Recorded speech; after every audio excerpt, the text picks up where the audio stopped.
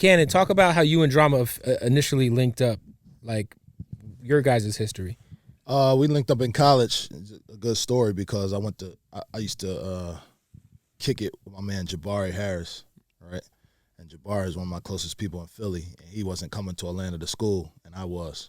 And he was like, yo, when you get down there, it's a kid named Drum. He's dope. You need to get with him. He's already with the Roots and Bahamadia and just working with a lot Shout out of to people. Bahamadia, man. Shout out to Bahamadia. And he was like, you make beats, y'all should hook up. And my whole thought process was like, he next to the Roots. Oh, I'm about to get him some beats. You know what I'm saying? Yeah. So I came to school. I met him on a prom night one time, and I gave him some beats, and I think he took it home. And he came back, was like, yo, your beats hard. You need to come by the crib and, and work on some shit. And we went to the crib and worked on some stuff. I think he was, rest in peace to Jackson and them guys over Fat Beats. Yeah, Binkus Records.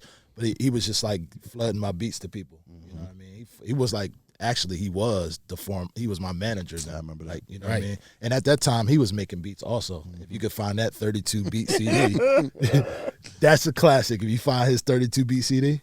But he was making beats. I was making beats, and we was just kicking shit, man. It was times where I actually got kicked out of school, right? And I ain't tell my mom.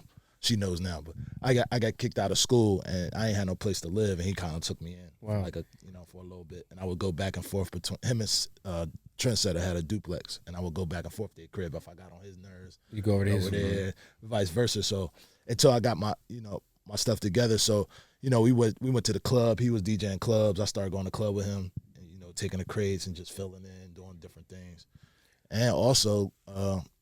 When we was making the mixtapes, we just was, putting the stuff together at the crib. We was just, his crib was the hub. I keep saying 532 Glen Iris, like that was the hub. It was just the shack where, he had a nice little room. Man, and everybody was in there. T.I. was rapping in the bathroom.